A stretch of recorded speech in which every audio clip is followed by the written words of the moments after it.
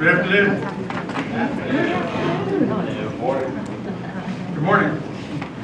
5 o'clock somewhere. My name is Paul Barrett. I'm the Dean of the Business School here at Longwood University. Welcome to Longwood for those that are who don't work here every day. And I welcome you to what is, we think, a very cool panel discussion. I'm going to be the moderator today. And what we're going to do is I'm going to introduce one topic at a time, 3 topics, 3 areas of interest that will be very informative to, I know, to me, and I think to you guys, in the area of information technology and security. I'm going to let each of the panelists, who I'm going to introduce in a minute, respond with their thoughts and their ideas about what the topic means, give as much detail and clarity to their answers as possible. And as they each finish with their thoughts on the topic, I'm going to open it up for questions from you guys. So you might, go ahead and please, take notes if you hear something and you want to ask more detail. Or again, this is to get clear. What is this stuff? What is this stuff? And it's certainly, at least what we're expecting out of this panel discussion, is to glimpse into not only the present of the term cybersecurity, but to look at the future via our expert faculty. We have with us the Center Director, Faculty Member in Information Systems and Security. Dr. Dardick is the Director of the Longwood Center for Cybersecurity. If I tried to read his total CV to you, this panel discussion will go on for hours. We also have another faculty member, expert in networking systems, everything networking related to information security from the University of Utah, Dr. Randy Boyle, one of my favorite people now on the planet. For lots of good reasons. All right, here's the first question. First topic, I should say, but via a question. What are the greatest strengths, weaknesses, opportunities, and threats to U.S. corporations today, and why? Here you go. Glenn always goes first. Go ahead. Strengths, strength, weaknesses, opportunities, and threats, SWOT analysis. Corporations, I think many of us are familiar with the strengths that we have in the terms of we have a good infrastructure in terms of cyber. There are lots of opportunities. We talk in retail in terms of being able to increase our logistics, our ability to deliver product, to be able to go online, do e-commerce. So there's lots of opportunities. We have lots of strengths. Perhaps, though, the biggest I think impact is going to be in the area of weaknesses and threats. I think we have threats that are almost insurmountable when we hear about them. And I think our weakness is not so much not being able to handle those threats, but our weakness is not realizing that we can't handle them. I give the argument that if the Chinese got mad at us one day and all the lights went out at 12 o'clock, would anybody be surprised? I have colleagues out in Australia that have taken Lenovo equipment from China and found areas of memory on the equipment that they cannot access, non-documented. I think we have significant threats ahead of us in terms of how our internet, our electronic infrastructure may be affected. I think business, getting directly to the question, if you look at small to medium business, it makes up over 80%, I believe, last I heard, of our economy. Big business is trying to be prepared for a cyber attack, although you hear on a regular basis of big corporations being attacked. What happens if the internet goes down for a week? What would that do to small business? Many small businesses are running tight economically. If you cut them off from their ability to bank, to pay back debt if they're on asset-based lending, for instance, your ability to deposit funds or get access to their funds at the bank, they go out of business. You take 80% of this economy out, we're in deep doo-doo. So I think the threat is real, and I think we're not prepared for it.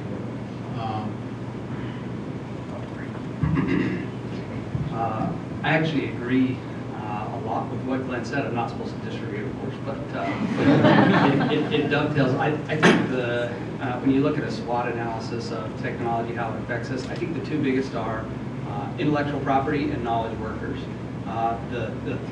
The strength and threat of intellectual property in the United States is huge. It's the intellectual property that gives almost all corporations a sustainable competitive advantage. Everyone can go, all firms in the world can go out and buy a server from Dell or HP or whoever. The IT, the physical hardware does not give you a sustainable competitive advantage. It's your intellectual property and or your knowledge workers. It's not the hardware itself. Anyone can go buy this mic. It's what you do with the mic that does. The threat comes, so that's the innovation, and having the people to be able to do it, that's a knowledge worker or the people sitting in this classroom. The threats come from the fact that our intellectual property is being stolen every day. Everything. There was one in Utah where I came from. He was a plumbing parts manufacturer, and he hired a person from another country, and they came in and they stole all of his manufacturing processes and everything, took it to China and opened a directly competing firm and put him out of business. And they did some more checking, and he's out of the country now. There's nothing he can do with it. Parts to F-35 planes, government systems are being stolen. It goes back to World War I, actually. Before World War I in the Wild Wild West, people would enter and leave the United States anytime they wanted. They could come into the United States and leave. As soon as World War I hit, they implemented a passport system. You could not freely enter the United States, commit a crime, and then leave. After World War I, it went away. World War II started, another passport system. And then after World War II was over, it stopped, and then the passport system went away. The nice thing about a passport system, it can control the flow of people, so that if you commit a crime in the United States, you're going to be put in jail in the United States. Right now, people are committing crimes in the United States from other countries. There's no way we can prosecute them. They can come into the United States electronically, steal all of our intellectual property, and run away. There's absolutely nothing the U.S. government can do. And corporations are hit every day. I showed our class some logs from our route. We had Chinese and Russian hits that morning, not an hour before class. And it rings up every single day. And it was a nondescript server. It was a nothing server. There's nothing on it. So I think people, so we need to control the flow of intellectual property theft from outside countries. And this won't happen until we implement filtering, probably due to the next cyber war that will actually happen. And we need to train our people better. That goes to knowledge workers. I had a student in my class at the University of Utah. He was working a job in China. The government came in one day, grabbed him out, and said, "You're coming with us." They put him on a truck. They drove him to a warehouse. They sat him down and they said, "Your new life is working on the Great Firewall of China." And he worked for the next 3 years on the Great Firewall of China. He has no freedom, but he got a huge technical expertise. Otherwise, he would have worked on a farm his whole life. We cannot do that in the United States if we don't have enough people trained in security. So those are what I see as the big two. All right, questions? What would you say the biggest opportunity for MIT is? It's innovation. The U.S. mindset is unique from other countries because we encourage innovation. Other countries encourage conformity, but in the U.S. we want you to come up with new businesses, new ideas. We want you to disagree, which is weird to say. But I think the greatest opportunity for the United States is innovation in the technology arena without getting it stolen. The other opportunities, everybody knows about outsourcing, right? So who was the big country that was being outsourced to, let's say, 10 years ago, 5 years ago? It was India, right? Who do you think is the biggest country now that we outsource to in terms of programming or IT? China. When you were talking about how 80% of small businesses are doing that, it seems to me it's out there. You don't see much of it. There's a huge market for, say, cybersecurity services. It's kind of like this bright spot for consumers. That exists, that industry exists, where it does, good stage of development. Can you repeat that question, sir? Yeah. basically, What is the question? the question was, is there an opportunity to provide services to small and medium business to secure their facilities? You've heard of the cloud being talked about, for old socks, new shoes or something. The cloud is really an advancement in what we were doing in web services or internet services. And for instance, just this morning I was talking to a internet antivirus provider, AVG.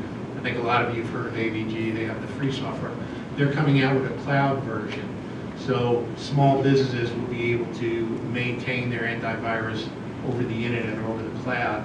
That is just the surface, though, of being able to protect businesses. We talked about virtual machines. Will we get to the point where instead of buying a computer with processing power and apps on there, you buy a computer where the apps reside someplace else? We're doing that now with cell phones, smartphones. A lot of the power is being processed elsewhere. They're web apps. We're not really processing them on the machines themselves. So I think you're seeing people develop those apps, and they're really targeted at the consumers, but you'll see them for the small and medium businesses. And a lot of that development comes out of the U.S.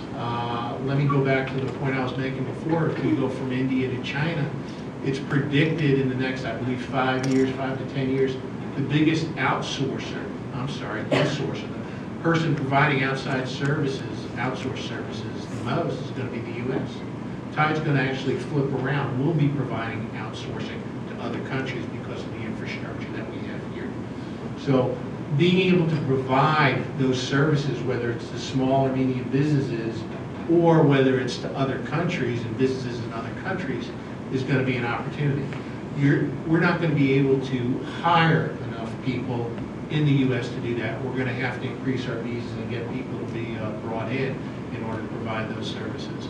Additionally, not just providing the applications, security and otherwise, cybersecurity and cyber forensics is one of the areas that has been noted as having negative unemployment. So there's a lot of opportunity for providing services for employment as well. Yeah.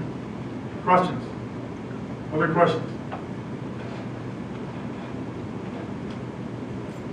We often discuss in class about how one of the biggest threats to a business is not necessarily outside threats as it is the employees themselves and inside threats. Can you talk more about how the meaning behind that and then how employees are harming businesses every day? I get involved in occasionally different cases. We've had cases where an employee leaves and oddly enough the customer list leaves with them, or it disappears and it shows up someplace else. I mentioned before that security is what you do before, forensics is what you do after. That was a case where we go in and because the security wasn't tight, information went out and we had to go in and find out what was taken from that company. Dr. Boyle was mentioning about intellectual property. Intellectual property can be inventions, it can be customer lists, it can be any number of assets or soft assets that have real value. So we need to protect that. It's not just coming from the outside that people are taking this information, it's people from the inside that's leaving with it. One of the things that may happen is someone may put it on a thumb drive and take it out. Someone may email it to themselves using a web browser, webmail, for instance. A lot of facilities are tightening down where they won't allow you to put external devices on the equipment for fear that intellectual property will leave. Most of the financial damage, from my understanding, that's happening now, while a great deal of it is happening from outside the U.S. from being attacked that way, a lot of the losses are inside losses from employees. That's true. All right, I think what we're going to do, we're going to move on to the second topic.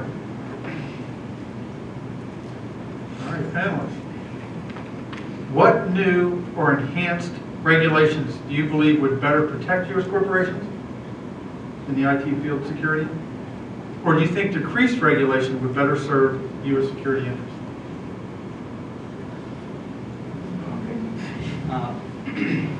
That was not a political question. It's called the Or I was a day late. I don't know. Yeah, I'm actually having the students in the advanced security class read a book on cyber war, and in there they actually bring up regulation. They call it the R word, To most companies, regulation is bad because it's something you have to pay money and it doesn't yield anything back to you. You have to commit resources to it and there's no ROI on regulation. It's only negative. But I think there is regulation that can really help companies. For example, if you implemented an electronic passport system so that foreigners coming into the U.S. electronically must go through a registered ISP in the United States that could be held accountable, fined, or a jail time, I think you'd see the theft of intellectual property go down. So that if they allow a foreign national to come through their ISP and they commit a crime, the ISP could be fined. I think the ISP would be much more picky about who it let through. And you say, well, that's going to stop the flow of information. It won't affect people in the U.S. at all. Not one bit. But it would drastically stop the number of attacks coming into countries within the United States. I have server logs chock full of attacks that originate directly from foreign governments. If we implemented an electronic passport system just for people coming from the outside the United States, it would stop 90% of the attacks in the system. Could they circumvent it? Of course. People stuff cocaine in sharks and freeze the sharks, and then they're going to try to get around it. But what it would do is stem the tide, and it would make other companies accountable for it. But we don't want to kill innovation because that is actually our opportunity. We don't want to kill it with regulation. But I think there may be some areas for smart regulation where we could regulate not U.S. citizens, but regulate things that non-U.S. citizens outside the U.S. are actually hurting us. That's what. Would that be like company by company, or would it be a national institution? So like if I'm trying to contact somebody in China, or they're trying to contact me, would it have to be, even if it's simply a friend contacting someone via email? Is it that way? If it's email, for example, your friend in China has a Gmail account, you have a Gmail account, it would go through Google, and Google would have a presence in China, Google would have a presence here, it wouldn't affect you at all. The only thing it would affect is a person running a port scan if your friend decided to run a port scan on, let's say, Boeing to try to steal some of their data, he wouldn't be able to get through. So companies who have presences in both countries, it wouldn't affect them at all, because they could set up with the government tunnels, and they wouldn't have to look at it at all. Because if an attack comes from Google inside, we find Google. If Google attacks China, which they would never want to do, because they would go to prison for the rest of their lives, the whole goal is to make people accountable. So you would still be able to communicate with people, you just wouldn't be able to break into systems as easily. Glenn, do you want to address the topic? Yeah, I think, let's get political. It is a political issue, actually. You hear it broken down between big government and not enough government, and that sort of thing. In terms of regulation, I don't know that there's really much of a difference between our two major parties. I know the president wanted to put through a cyber law that would put the onus on corporations to protect their infrastructure, the infrastructure that affects the rest of the U.S. That is a debatable topic among some as to whether we should require companies to do that. And currently, if a company does breach the faith, so to speak, or let's say, and I get involved in these where a company lets individual identifiable information get out, Social Security numbers. The FTC, the Federal Trade Commission, may get involved, and there'd be fines, or a consent decree might come about requiring that company now to take certain actions. So a lot of the legislation, or the regulation rather, is after the fact, after the problem. I would like to see that if somebody does not take responsibility and they do not protect your assets, if they have control over those or responsibility for those, that they should be punished. So that's more in the term of statutes, I think, as opposed to requiring them to implement certain solutions. I think if we get into the area of having the government dictate what solutions somebody should have. I don't think that's a good idea, but certainly businesses have to be responsible for what's going on right now, and there's way too many breaches occurring. Questions? Yes. What are the reasons that electronic passports aren't being used right now? Or the cons for it? It's like the wild, wild west was in the old days. You had people going out to do farming, and you had other people going to California to mine, right? You have data miners doing the mining, and you have companies right now trying to grow their firms. People are so busy doing, trying to get their crops going, to grow their herds, that they're not actually spending time trying to fend off the banditos that are coming up trying to rob them. The reason is that the country's too new. We're so new. It really is the mid-1800s right now in the cyber world. After we grow up and mature a little bit, it will actually, will become more safe. But the main reason is no one's been really hurt yet. Once people get hurt, then they start allocating resources, but it's not until you're hurt. We didn't have a passport system in the U.S. until a war broke out, and then only during World War I. Then it went away. Then it was only during World War II. Then it went away again. It was only not until 1978 that it was mandatory forever. So the reason we don't have, the reason we aren't blocking all these attacks from external countries is because no one's been seriously hurt. They have been seriously hurt, but most of the people don't get it. I mean, if you ask most people in America, did you know the plans, the 10 terabytes of data about the F-35 Raptor were stolen? They'd be like, I didn't know that. I mean, massive quantities of intellectual property are leaving the U.S. and people just doesn't register. They're too busy tweeting, I think. I don't know. Yes, question. So one of the big drawbacks to electronic passport systems is that you get government or some sort of regulating agency more control over the traffic that crosses the line. How do you protect individual liberty and civil rights, free speech, from censorship and those kinds of things, especially in the light of what's happening in Syria and China with governments that want to do this? Sure. Doesn't that take away our moral capital? No, not at all. Once you leave the U.S., you don't have any rights, right? The Bill of Rights are only applied to you in the United States, right? We can disagree about that. But Well, Are you talking legally or morally? legally, right? I mean, once you enter Russia, the Bill of Rights in the United States does not apply to you at all, right? So to say you have your rights everywhere in the world is not true. Once you sit in Moscow, you do not have the freedom of speech. I've lived in other countries, I'm telling you, you do not have the same rights you do. If you have not been there, it will scare you to death. So, is it going to restrict your freedom of speech? No. Email systems will still exist.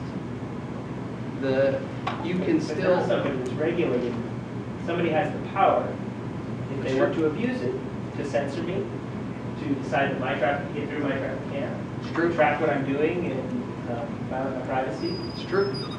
They do Or it now. wiretapping is one issue. This adds a whole new dimension of that. That's true. For example, Boeing has a product called Narus Insight. It actively monitors 10 million U.S. homes warrantless. Every single communication line coming in and out of your home. So the U.S. government already has the ability to monitor all of your communications, and they're warrantless. They don't even have to have probable cause. Every phone call, every email, every text message, it's all monitored warrantlessly. 10 million individuals simultaneously. It's called Narus Insight. All I'm proposing is to monitor the traffic that's coming inside the United States. Only traffic coming in from foreign nations that are intent on doing us harm. If you have a company in both sides like Google or Gmail, it wouldn't affect you at all. Not one bit. But most of the traffic that comes in that hits servers and IDSs, it's not legitimate traffic. It's not email, it's not blog postings, and all of that can be separate. It's port scans, buffer overflows, all the things that are specifically targeting machines. It's actually not free speech traffic. But did I answer it? Did I? I think so. I think we'll agree to disagree. Of course. Good question, good discussion. Yes. you've said that with increased regulations on foreigners coming in, like cyberly coming in to the United States, that would substantially decrease cyber attacks on U.S. companies. How would you say there would be any negative aspects of positive cyber interaction with international companies being, with these regulations? Like, would there be any negative, negative aspects? I'm not sure. For example, I see a website every day I visit, and it's actually in Switzerland. So it's an economist website. It's a blog, and it's in Switzerland. What would force them to do is mirror their site at an ISP here in the United States, so that someone was responsible if an attack surfaced from that site. So if an attack comes from this ISP or this hosting provider, you fine them $100. I've had lots of phishing attempts, and I contact the ISP or the hosting provider and say, you know what, you got a phishing attempt. You know what they say? And it may take them a day, 2 days to shut it down, and I send them lots of emails. There's no motivation other than reputation to actually shut it down, and they figure people aren't smart enough to actually tell where it's located other than a few security people, so why do it? A little bit different take on it. I agree that we need to protect our borders and physical, and we need to protect our electronic borders too. In terms of a passport, I think it comes down to treaties and mutual respect among countries. There are treaties, cybersecurity treaties, where we implement similar laws or agree to go after the same type of criminals. My feeling is that if a crime against the U.S. is committed, let's say out of China, that it's up to the Chinese law enforcement to prosecute or investigate and go after that. If you have crimes being committed out of a country and they are not being prosecuted or not being investigated, then we have to think about our relationship between us and that country in terms of our electronic communications. I don't think it's up to us to police what's coming back and forth information-wise, probably more in line with what y'all are thinking, but I think it's up to us to know who our friends are and who they aren't, and if someone's allowing, whether it's state-sponsored or whether they're just allowing attacks to occur from within their borders, they have to show good faith in trying to stop that, or we have to relook at our borders between us and that country. It's just like if a country is allowing criminals to come into our country, we're going to close that border up. If it's happening electronically, it should be the same thing.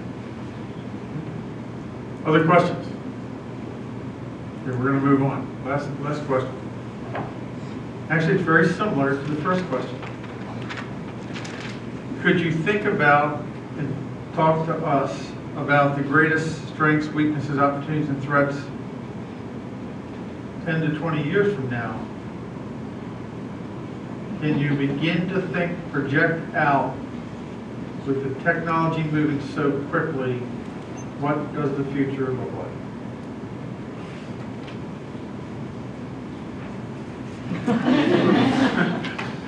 I was going to say one of the biggest problems 20, 30 years from now is what are we going to do with 4 thumbs, because I think we'll evolve so we can type faster. Take it, Randy. What do I think the biggest problem in 20 years are weaknesses or opportunities? I agree with Randy that we're still in the Wild West, and there's still a lot more to happen technologically speaking. If we look at where we are today, they predicted we would be here back in the 40s, a machine called the Mimics, which, while conceptual, was basically the internet. And this is in the 40s, and when you think about someone coming up with that concept back in the 40s, it's pretty amazing. I think where we are at today, where we're going to be just 20 years from now, is going to be amazing. I think we'll see a lot of the crossover in terms of biology and electronics or cyborgs. I think we may see electronic parts become part of our physiology. I think that opens up a whole lot of other areas of threat. If you recall, and some of you might recall, back in the Y2K era, that one of the fears we had was with medical equipment not being able to be supported or going bad when we hit the new millennium. I think attacks, control, as we get more into biometrics and other areas, is going to be very problematic. I think nanotechnology and biotechnology field is, in 20 years, it'll be like our grandparents looking at planes and people walking on the moon. We're going to look at this biotechnology and we're not going to believe it's been only 20 years.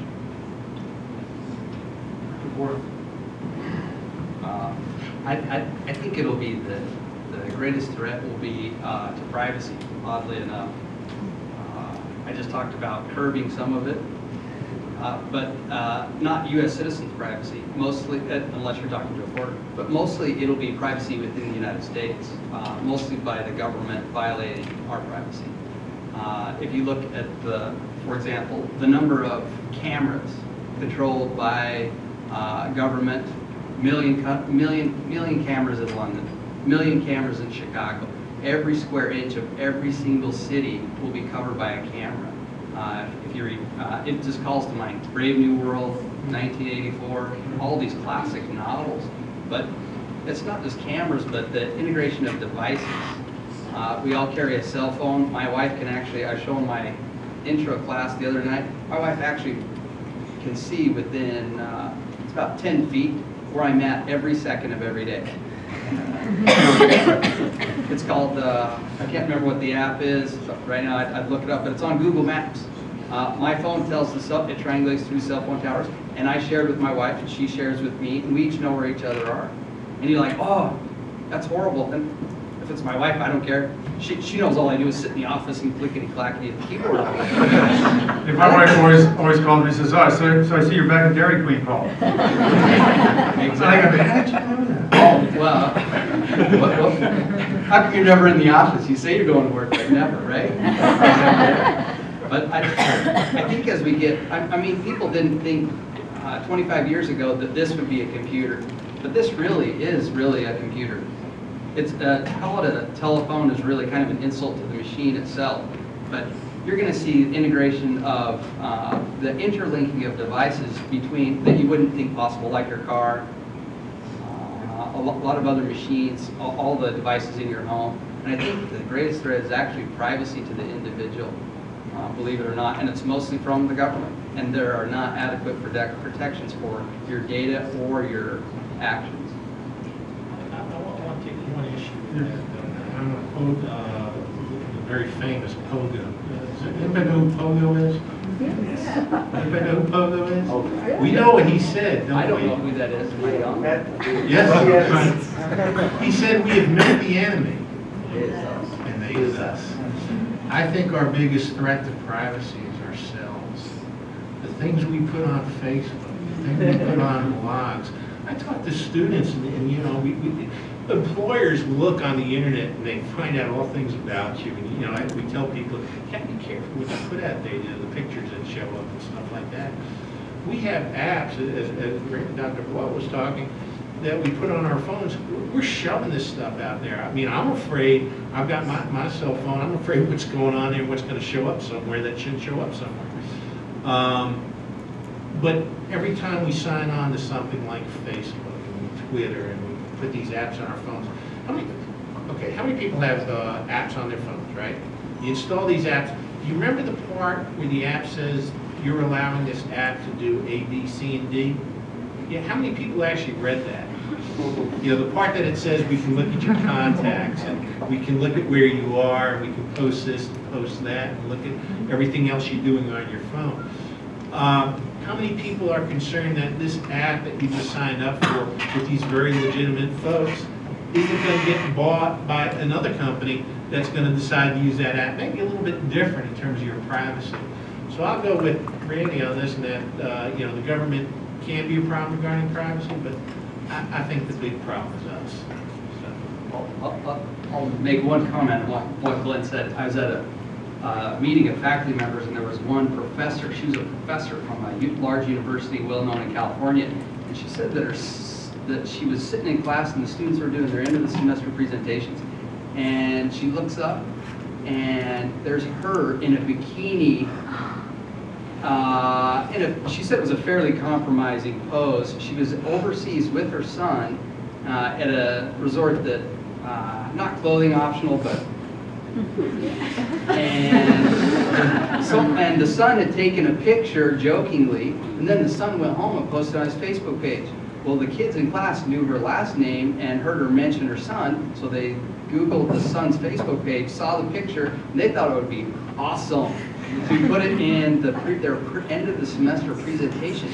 The professor saw it and went, and it wasn't her that violated the privacy, the son did. So as soon as that happened, I told my wife, destroy all pictures of me in a bikini. We're all grateful.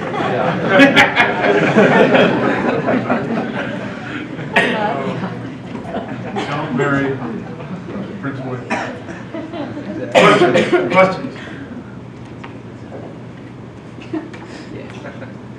I got one follow-up question. Do you think it's reasonable to expect that the robotics industry will eventually make an artificially intelligent robot that could make an artificially intelligent robot? And in what lifetime is that? Because that's got to have serious cyber issues. I definitely think we can have technology within our time frame in order to get down. Is it within that 10 to 20 year frame? Okay. Can you explain what that means to our audience? What are we talking about? What does it mean to information technology, human race? Well, for information technology, I think the ramifications are obviously, I think to our physical beings, there are more ramifications. Imagine being able to build little robots or nanobots that go in and destroy cancer cells, or go ahead and do surgery at a micro level like that. I mean, I don't think we're looking that far out before something that becomes reality. We'll all get to be cleaned up and be 180 years old before too long. We'll live a lot longer. I really think that the biotechnology part is coming. I think you're going to see robots building robots to impact our biology. Dr. Boyle? The AI side is already done. I mean, you can go to YouTube and watch Watson beat all of the Jeopardy players handily. The AI is there. The robotics side is much slower. I actually lived in Salt Lake, right next to the University of Utah. There was a company acquired by Northrop Grumman, and they actually build Iron Man suits, at least the bottom half of them. It was really cool. And I'd watch them walk up steps, and they'd crush cinder blocks like this. And they had him on TV. The guy right there was right next to my house. Weirdly enough, he lived right next to the research park. And I'd run past it, and they'd have these big cement steel steps, and they'd walk up with their little robotics, and they'd walk back down, and they said, how long is it before Iron Man? And I was like, well, they got the intellectual side, but what about the physical side? And he says, it's going to be a while. And they said, why? He goes, and I remember watching it, and I go, oh, that's why. There's this huge cable coming out the back. You know what that is? Power. We do not have the ability to put enough power to power the robots autonomously. We can do them with a cord, but if a robot gets out of hand, you just go, pull the plug out. Awesome. They can do amazing things, but they have this huge cord attached to it.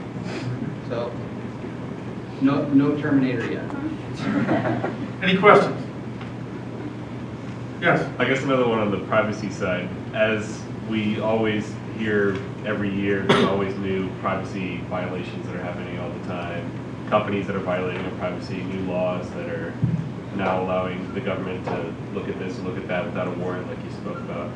Is it feasible anytime soon that you see regulation stopping that government, that interaction, making a check and balance maybe, or do you think that it's just going to continue until we have new privacy law?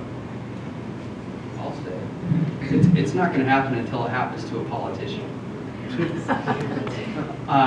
Prince Henry, or is it Harry? Sorry. Prince Harry? Prince Harry, I should say Harry for sure. Prince Harry, naked photo. Not Princess Diana, what's her name? Kate. Sorry. That's what I heard, I'm not sure. TMZ. I was in Dairy Queen, so I wasn't really sure. First 15 minutes of every day, TMZ. But there are big privacy laws in Europe, mostly because the royals really say, you know, everyone's got to respect their privacy. And until it happens to a politician, you're not really going to get a law broken in place. That's my opinion. Any other thoughts or questions? Questions? Yes? You both mentioned that innovation is the key to the future in IT and that we want to share IT with everyone else in developing technology. What if we're digging ourselves a bigger hole where somebody decides to innovate in the wrong direction? How do we protect ourselves from that kind of attack?